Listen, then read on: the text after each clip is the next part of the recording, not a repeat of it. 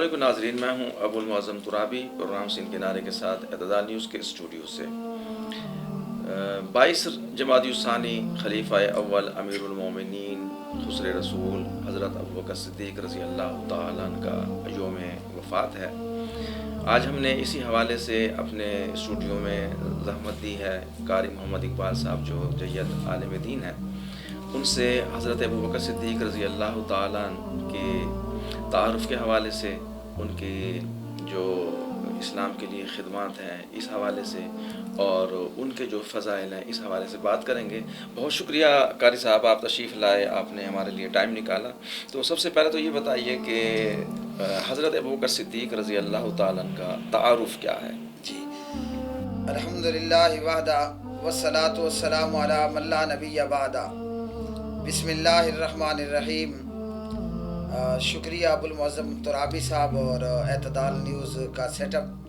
آپ کا بھی بہت شکریہ، اور اللہ تعالیٰ آپ کو جزائے خیر عطا فرمائے کہ خلیفہ بلا فصل جناب ابوبکر صدیق رضی اللہ تعالی عنہ کی سیرت کے حوالے سے آپ نے جو ہے وہ یہاں پر اپنے خیالات کا اظہار کرنے کا موقع دیا۔ جناب حضرت ابوبکر صدیق رضی اللہ تعالی عنہ وہ جناب نبی کریم صلی اللہ علیہ وسلم کی امت میں سب سے افضل ہیں۔ جناب حضرت ابوبکر صدیق رضی اللہ تعالی عنہ کا نام نامی اسم گرامی عبداللہ ہے، اور جناب ابوبکر ان کی کنیت ہے، اور لقب ان کا صدیق اور عتیق ہے۔ قبل اسلام سے پہلے جناب ابوبکر رضی اللہ تعالی عنہ کا جو نام تھا عبدالکعبہ تھا، اور جب جناب صدیق اکبر رضی اللہ تعالی عنہ اسلام لے آئے تو ان کا نام عبداللہ رکھا گیا، اور لقب اسی طرح ابو بکر رہا۔ ابو بکر کے معنی ہیں جوان اونٹ، اور لقب ان کا جو ہے وہ کنیت ان کی ابو بکر، اور لقب ان کا ابو بکر اور عتیق اور اسی طرح دیگر۔ تو قبل الاسلام ہم دیکھتے ہیں کہ حضور علیہ الصلوۃ والسلام کے ساتھ بھی حضرت ابوبکر رضی اللہ تعالیٰ عنہ کا کوئی دوستی تعلق تھا۔ ٹھیک، جناب ابوبکر صدیق رضی اللہ تعالی عنہ اسلام کے آنے سے پہلے اور نبی پاک صلی اللہ علیہ وسلم کی بعثت سے پہلے آپ صلی اللہ علیہ وسلم کے ساتھ گہرے یارانہ تعلقات تھے۔ ہمارے پیارے نبی جناب حضور حضرت محمد الرسول اللہ صلی اللہ علیہ وسلم وہ بھی تاجر تھے، اور تجارت کی غرض سے مختلف ملکوں میں آنا جانا ہوتا، جس طرح کہ سیرت کی کتابوں کے اندر یہ بات موجود ہے۔ الرحیق المختوم صفی الرحمان مبارک پوری رحمہ اللہ کہ پیارے نبی علیہ الصلوۃ والسلام تجارتی مال لے کر مختلف ملکوں کی طرف پیارے نبی صلی اللہ علیہ وسلم سفر کیا کرتے تھے، جس طرح کہ اہل مکہ کا جو ہے وہ ملک شام کی طرف اور دیگر ملکوں کی طرف سفر ہوتا۔ تو جناب نبی کریم صلی اللہ علیہ وسلم بھی تاجر تھے، اور جناب حضرت صدیق اکبر رضی اللہ تعالی عنہ بھی تاجر تھے اور کپڑے کی تجارت کیا کرتے تھے۔ تو اس تجارت کے حوالے سے پیارے نبی علیہ الصلوۃ والسلام کے ساتھ ابو بکر صدیق رضی اللہ تعالی عنہ کے گہرے تعلقات تھے، اور جب اسلام آیا اور نبی پاک علیہ الصلوۃ والسلام کی بعثت ہوئی تو ابو بکر رضی اللہ تعالی عنہ چند ان خوش نصیب لوگوں میں ان کا شمار ہوا کہ جو السابقون الاولون میں شمار ہوئے، یعنی شروع کے اندر ہی اسلام لے آنے والے اور اسلام قبول کر کے نبی پاک علیہ الصلوۃ والسلام کے ساتھ آپ صلی اللہ علیہ وسلم کے ساتھی بننے والے۔ حضرت ابو بکر صدیق رضی اللہ تعالی عنہ کی جو ولادت ہے وہ 573 عیسوی کو ہوئی، اور جناب نبی کریم علیہ الصلوۃ والسلام سے ان کا ایک خاندانی تعلق بھی ہے کہ حضرت ابو بکر صدیق رضی اللہ تعالی عنہ 5ویں پشت پر جا کر پیارے نبی علیہ الصلوۃ والسلام کے ساتھ ان کا سلسلہ نسب جو ہے وہ مل جایا کرتا تھا۔ صحیح، تو یہ بتائیے کہ جب حضور علیہ الصلوۃ والسلام نے نبوت کا باقاعدہ طور پر اعلان فرمایا تو بہت سارے لوگ جن میں ان کے اپنے سگے چچا ابو لہب بھی تھے، اور رشتے میں جو چچا لگتے تھے ابو جہل، وہ بھی مخالف ہو گئے، دیگر لوگ بھی مخالف ہو گئے۔ تو اس وقت حضرت ابوبکر صدیق رضی اللہ تعالیٰ عنہ کا کردار کیا تھا؟ جناب نبی کریم علیہ الصلوۃ والسلام کی جب بعثت ہوئی اور اللہ کا فرشتہ جبریل پہلی مرتبہ غار حرا میں پیارے نبی علیہ الصلوۃ والسلام کے پاس آیا، تو جناب نبی کریم علیہ الصلوۃ والسلام کو جب یہ حکم ہوا کہ آپ نے اپنے رشتہ داروں کے اندر اور اہل علاقہ کے اندر کھلا تبلیغ کرنی ہے، تو اس تبلیغ کے نتیجے کے اندر ابو بکر رضی اللہ تعالیٰ عنہ ان حضرات میں ان کا شمار ہوتا ہے کہ پیارے نبی علیہ الصلوۃ والسلام نے انہیں اسلام کی دعوت دی، اور ابو بکر رضی اللہ تعالیٰ عنہ نے فوراً ہی پیارے نبی علیہ الصلوۃ والسلام کی دعوت کو قبول کر لیا۔ اور اس فوراً قبولیت کی وجہ یہ رہی کہ جناب ابو بکر صدیق رضی اللہ تعالیٰ عنہ حضور نبی کریم علیہ الصلوۃ والسلام کے کردار سے پوری طرح آگاہ تھے۔ جس طرح کہ ایک آدمی کو جانچنے کے لیے ہمیں اصول یہ دیا گیا ہے کہ جب ہم کسی بندے کے ساتھ سفر پر نکلیں یا کسی بندے کے ساتھ ہم کاروباری اور تجارتی معاملات کریں یا شادی اور لین دین کے معاملات میں، تو پوری طرح وہ اور ہم اس کے سامنے نکھر کر آ جاتے ہیں کہ یہ آدمی کس کردار کا ہے اور کیا اس کا اخلاق ہے۔ تو تجارت کی غرض سے جناب ابو بکر رضی اللہ تعالیٰ عنہ بھی تاجر اور نبی پاک علیہ الصلوۃ والسلام بھی تاجر، تو آپ صلی اللہ علیہ وسلم کا صادق اور امین ہونا یہ مکہ کے ہر فرد کے سامنے تھا۔ بچہ بچہ جانتا تھا کہ پیارے نبی علیہ الصلوۃ والسلام صادق اور امین تھے۔ تو جب آپ صلی اللہ علیہ وسلم نے دعوت دی،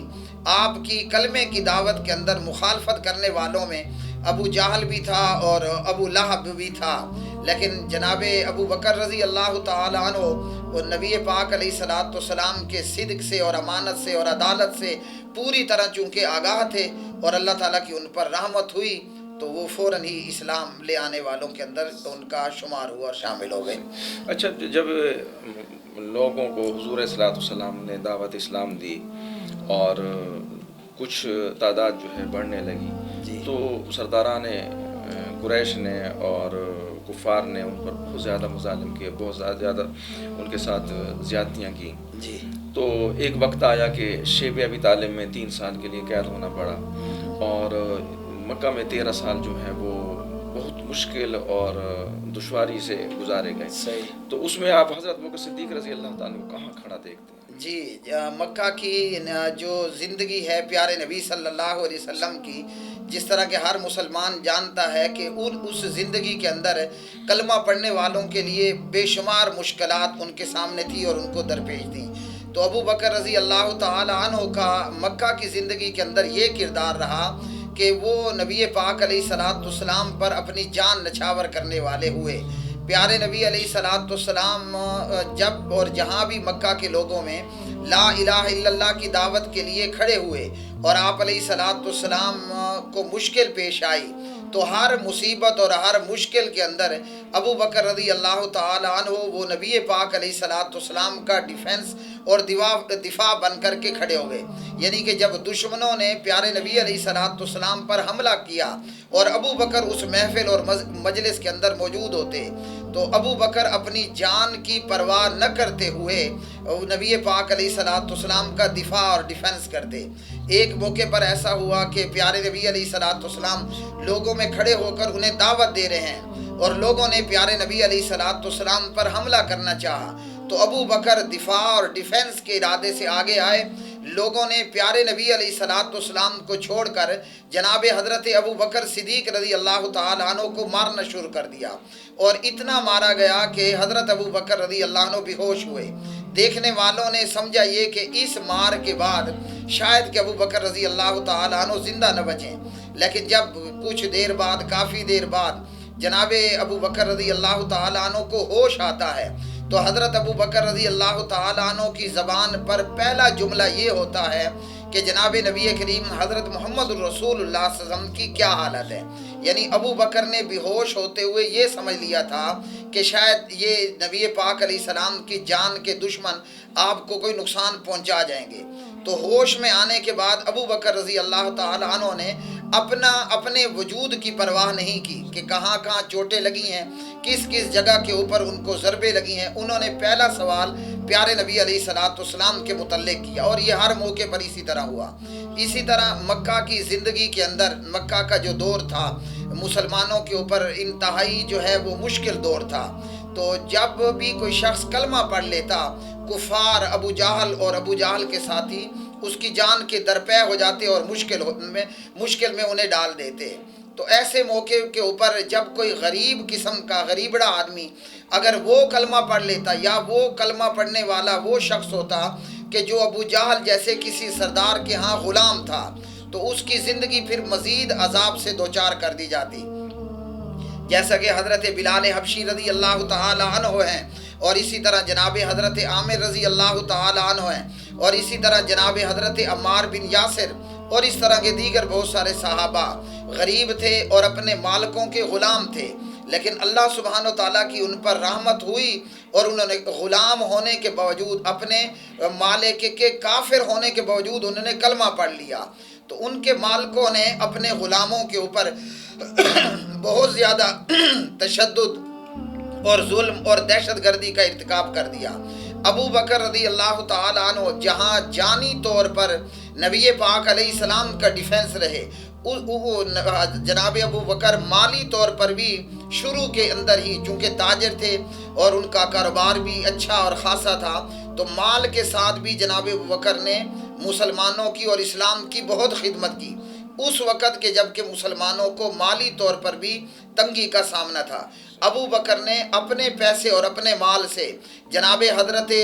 بلال رضی اللہ عنہ کو خریدا اور للہ انہیں آزاد کر دیا، حضرت عمار رضی اللہ تعالیٰ عنہ کو خریدا اور آزاد کر دیا، اسی طرح جناب حضرت عامر کو خریدا اور آزاد کر دیا، اور اسی طرح کچھ دوسرے لوگوں کو، اور غلام بھی کوئی معمولی قیمت کے اندر نہ بکتا، بلکہ آج کے ہزاروں اور لاکھوں میں وہ غلام کو بیچتے، اور ابو بکر رضی اللہ عنہ نے اپنا مال خرچ کر کے بھی اسلام کی اور غریب مسلمانوں کی مدد کی اور اپنی جان سے بھی۔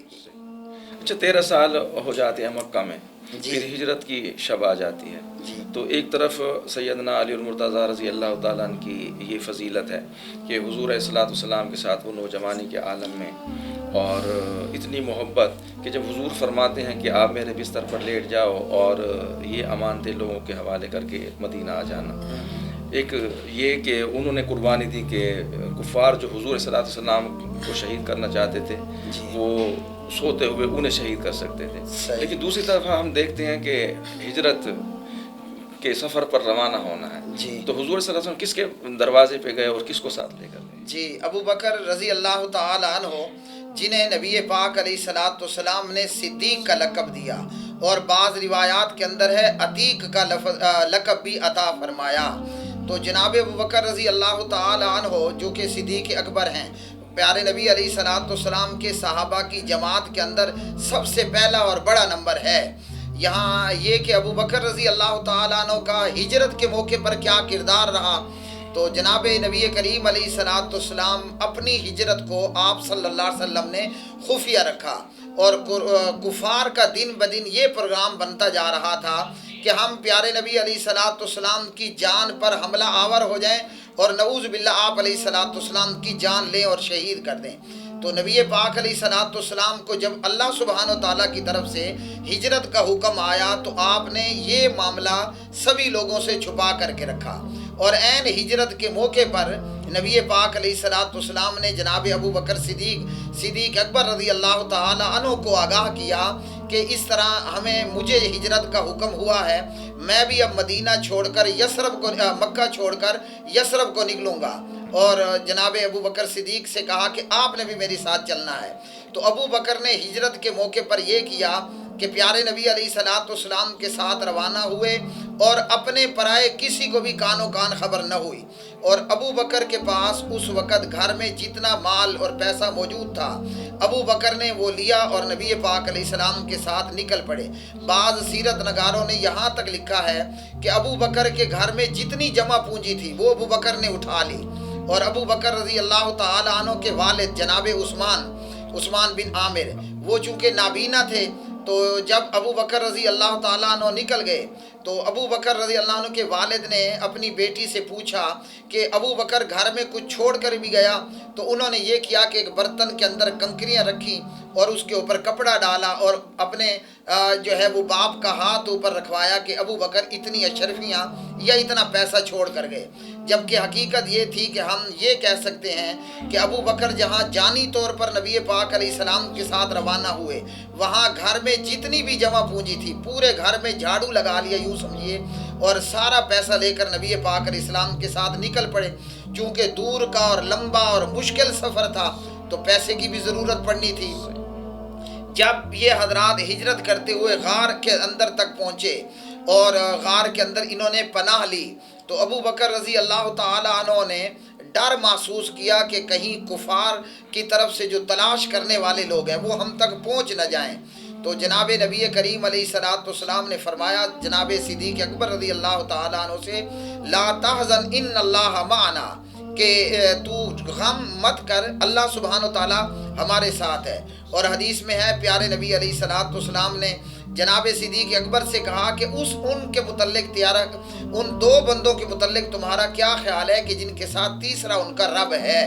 تو ہجرت کے اس مشکل ترین سفر کے اندر دشمن کا خوف بھی ہے اور زیادہ راہ کی کمی بھی ہے، سفر بھی لمبا اور دور کا ہے۔ ابو بکر رضی اللہ تعالی عنہ نے نہ اپنے اہل خانہ کی پرواہ کی اور نہ اپنے نابینا باپ کی پرواہ کی، نہ اس بات کا ان کو کوئی فکر ہوئی کہ جب کفار کو معلوم ہوگا تو وہ اور کچھ نہ کر پائے تو میرے گھر پر اور میری فیملی اور اہل خانہ پر حملہ آور ہو جائیں گے۔ یعنی کہ ابو بکر نے ہجرت کے سفر کے اندر اپنی کل کائنات نبی پاک علیہ السلام پر قربان کی اور نچھاور کی اور پیارے نبی علیہ السلام کے ساتھ نکل پڑے۔ اچھا، جب مدینہ پہنچ گئے، ریاست مدینہ قائم ہو گئی، جی، اس کے بعد پھر غزوہ بدر بھی ہوا، غزوہ احد بھی ہوا، غزوہ خندق بھی ہوا، جی جی، اور پھر جنگ تبوک تک، جنگ حنین تک ہم دیکھتے ہیں۔ صحیح۔ تو اس دوران ان غزوات میں حضرت ابوبکر صدیق رضی اللہ تعالیٰ عنہ کا کیا کردار؟ جی ماشاءاللہ، یہ بھی اچھا سوال ہے۔ اس سوال کا ابو المعظم ترابی صاحب جواب یہ ہے کہ ابو بکر رضی اللہ تعالی عنہ کا اسلام سے پہلے بھی نبی پاک علیہ السلام سے تعلق تھا، کیونکہ ابو بکر رضی اللہ عنہ وہ شخصیت تھے کہ جنہوں نے قبل اسلام بھی کبھی برائی کے قریب وہ نہیں گئے۔ اسلام سے پہلے کبھی انہوں نے شراب کو منہ تک نہیں لگایا، یعنی شراب کا گلاس انہوں نے ہاتھ میں نہیں لیا، جبکہ جاہلیت کے معاشرے کے اندر بدکاری اور شراب نوشی اس قدر عام تھی کہ جیسے آج ہمارے ہاں کوک اور پیپسی کا دور چلتا ہے۔ تو جناب ابو بکر رضی اللہ تعالیٰ عنہ نبی پاک علیہ السلام کے ساتھ سائے کی طرح رہے، جب مسلمان ہو گئے اس وقت بھی، جب مکہ کی زندگی میں تب بھی، اور جب ہجرت کر کے مدینہ پاک آئے تو تب بھی ابو بکر نبی پاک علیہ السلام کے ساتھ جب تک حضور زندہ رہے پرچھائی بن کر کے زندہ رہے۔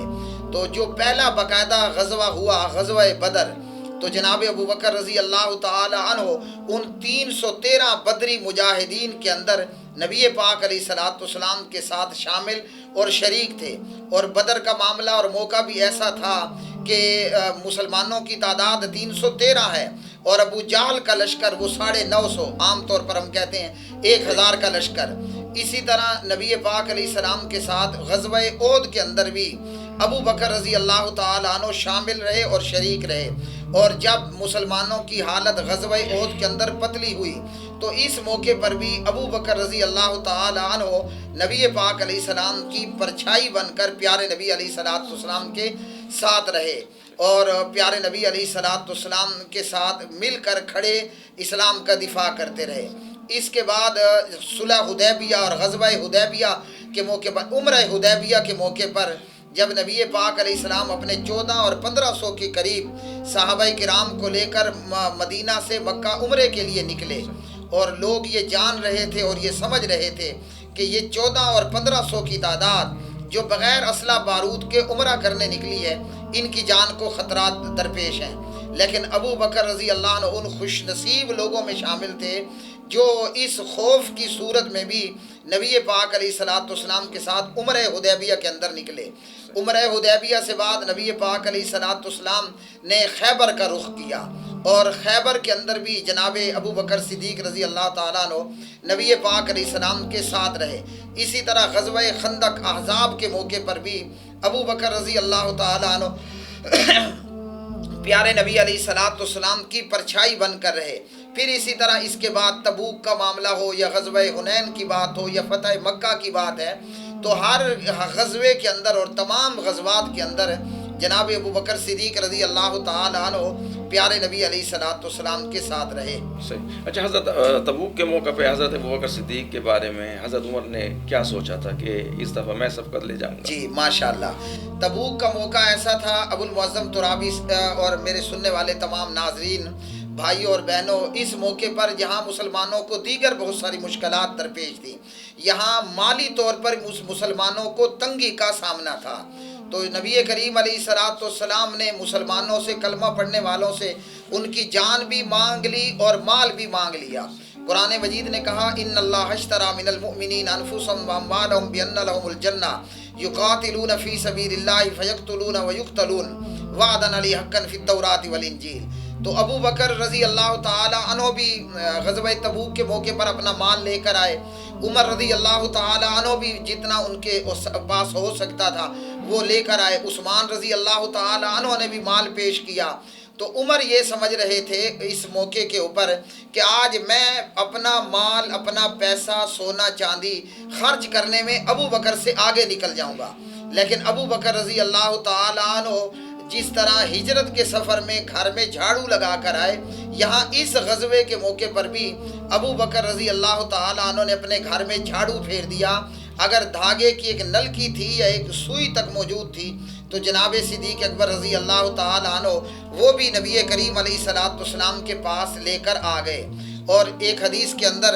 جو حدیث حضرت ابو ہریرہ رضی اللہ تعالی عنہ روایت کرتے ہیں اور صحیح مسلم کے اندر 6182 نمبر پر ہے، پیارے نبی صلی اللہ علیہ وسلم نے ایک دن صحابہ کرام سے پوچھا من اصبح منکم اليوم صائما، آج تم میں سے روزے دار کون ہے؟ اور جب پیارے نبی علیہ السلام نے پوچھا تو بہت ساری صحابہ کرام کی جماعت نبی پاک علیہ السلام کے سامنے موجود ہے۔ آپ صلی اللہ علیہ وسلم پوچھتے ہیں من اصبح منکم اليوم صائما، تم سب میں سے آج روزہ کس نے رکھا ہوا ہے؟ قال ابو بکر انا، ابو بکر رضی اللہ تعالیٰ عنہ نے کہا کہ میں۔ پھر نبی پاک علیہ السلام نے پوچھا فمن تبع منکم اليوم جنازۃ، آج مسلمان کے جنازے میں کون شریک ہوا؟ قال ابو بکر انا، ابو بکر رضی اللہ تعالیٰ عنہ نے کہا کہ میں۔ اب باقی حاضرین مجلس خاموش ہیں اور ہر سوال پر نبی پاک علیہ السلام کو ابو بکر جواب دے رہے ہیں کہ میں نے آج جو ہے وہ روزہ رکھا ہوا ہے، آج میں کسی مسلمان کے جنازے کے اندر شریک ہوا۔ نبی پاک علیہ السلام نے پوچھا فمن اطعم منکم اليوم مسکینا، آج کس نے مسکین کو کھانا کھلایا ہے؟ قال ابو بکر انا، ابو بکر رضی اللہ عنہ نے فوراً جواب دیا کہ یا رسول اللہ صلی اللہ علیہ وسلم میں نے آج ایک غریب فقیر مسکین کو کھانا کھلایا۔ پیارے نبی علیہ السلام نے پوچھا فمن عاد منکم اليوم مریضا، تم میں سے کون وہ بندہ ہے، کون سا وہ شخص ہے جس نے آج کسی مریض کی تیمارداری کی، عیادت کی ہے؟ قال ابو بکر انا، ابو بکر رضی اللہ تعالی عنہ نے کہا کہ میں۔ تو پیارے نبی علیہ السلام نے فرمایا کہ مجتمعنا فی امرئ الا دخل الجنہ، جس بندے کے اندر یہ ساری خوبیاں اور جس بندے کے اندر یہ سارے کمالات آج ایک ساتھ جمع ہو گئے وہ بندہ جنت میں داخل ہو گیا۔ تو اس غزوے کے موقع پر بھی یہ ہوا کہ جب عمر رضی اللہ عنہ نے دیکھا کہ ابو بکر تو سارا ہی مال لے کر آیا تو کہا کہ میں ابو بکر سے آگے نہیں بڑھ سکتا۔ تو ہر مشکل میں اور ہر مصیبت کے اندر ابو بکر رضی اللہ عنہ نے جان بھی نچھاور کر دی اور پیارے نبی علیہ السلام پر مال بھی نچھاور کر دیا۔ اس لیے پیارے نبی علیہ السلام نے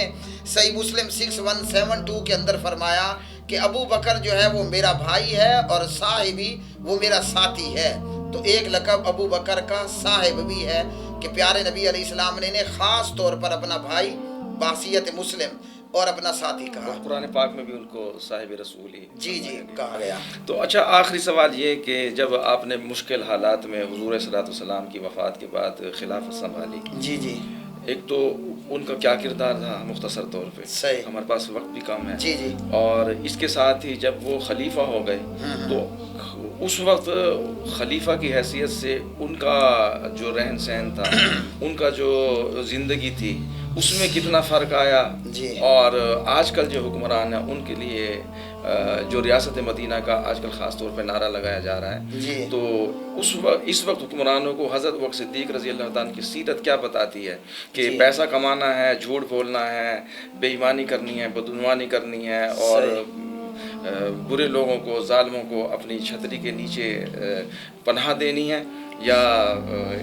واقع ریاست مدینہ قائم کر کے لوگوں کی خدمت کرنی ہے اور اللہ تعالیٰ اور اللہ کے رسول کی خوشنودی حاصل کرنی ہے؟ جی، ابو المعظم ترابی صاحب، نبی پاک علیہ السلام نے اپنے جیتے جی جب پیارے نبی علیہ السلام کی مرض الوفات کے ایام چل رہے تھے، بیماری کے دن چل رہے تھے، تو ان بیماری کے دنوں کے اندر جب نبی پاک علیہ السلام کی طبیعت زیادہ ناساز ہوئی اور آپ مسجد میں نماز پڑھانے کے لیے نہیں جا سکے، تو آپ صلی اللہ علیہ وسلم نے صحیح بخاری کے اندر فرمایا مرو ابا بکر فلیصلی بالناس، اپنے اہل خانہ سے کہا کہ پیغام بھجوا دو، ابو بکر کو حکم دو کہ وہ لوگوں کو نماز پڑھائے۔ تو جناب ابو بکر رضی اللہ تعالیٰ عنہ نے نبی پاک علیہ الصلوۃ والسلام کے جیتے جی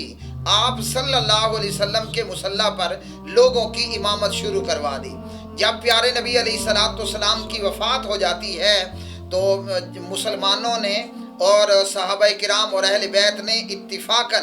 جو ہے وہ جناب صدیق اکبر رضی اللہ تعالیٰ عنہ کو خلیفہ نامزد کیا۔ تو یوں نبی پاک علیہ السلام کی وفات کے بعد ابو بکر مسلمانوں کے پہلے امام اور پہلے خلیفہ نامزد ہوئے۔ جناب صدیق اکبر رضی اللہ تعالیٰ عنہ کی جو خلافت رہی ہے وہ خلافت تقریباً 2 سال کے عرصے تک جناب ابو بکر رضی اللہ تعالیٰ عنہ کی خلافت رہی، 2 سال اور کچھ اوپر۔ تو جناب ابو بکر صدیق رضی اللہ تعالیٰ عنہ بطور خلیفہ ان کی یہ حالت ہوئی کہ سیرت کی کتابوں میں ہے جب ابو بکر رضی اللہ تعالیٰ عنہ کو خلیفہ بنایا گیا تو دیکھا کہ خلیفہ اپنی چیئر پر اپنی کرسی پر موجود نہیں۔ پھر جب ابو بکر کو تلاش کیا گیا تو وہ اپنا کپڑا لے کر بیچنے کے لیے نکلے ہوئے تھے۔ جناب ابو بکر کو کہا گیا کہ آپ یہاں یہ فرائض سر انجام دیں اور ہم آپ کا وظیفہ مقرر کرتے ہیں۔ تو 2 سال اور کچھ عرصے کی مدت کے اندر جناب ابو بکر صدیق رضی اللہ تعالی عنہ نے نبی پاک علیہ السلام کی سیرت اور کردار کو اور آپ کی تعلیمات کو اپنا جو ہے وہ امام بنا کر رکھا۔ مثال کے طور پر نبی پاک علیہ السلام نے جیتے جی لشکر اسامہ روانہ کیا، تو نبی پاک علیہ السلام کی وفات کے بعد مشورہ یہ ہوا کہ اسامہ کے لشکر کو واپس بلا لیا جائے، لیکن ابو بکر رضی اللہ عنہ نے تسلیم نہیں کیا۔ اسی طرح نبی پاک علیہ السلام کی وفات کے بعد بہت سارے دیہاتی حضرات نے زکوٰۃ دینے سے انکار کر دیا، بہت سارے لوگ ایسے ہوئے کہ مرتد ہوئے، اسی طرح بہت سارے لوگ ایسے ہوئے کہ جنہوں نے جھوٹی نبوت کا دعویٰ کر دیا، جن میں سے ایک مسلمہ کذاب ایک نامی گرامی ملعون مشہور ملعون تھا۔ اسی طرح جو ہے وہ بہت سارے دیگر فتنے رونما ہوئے۔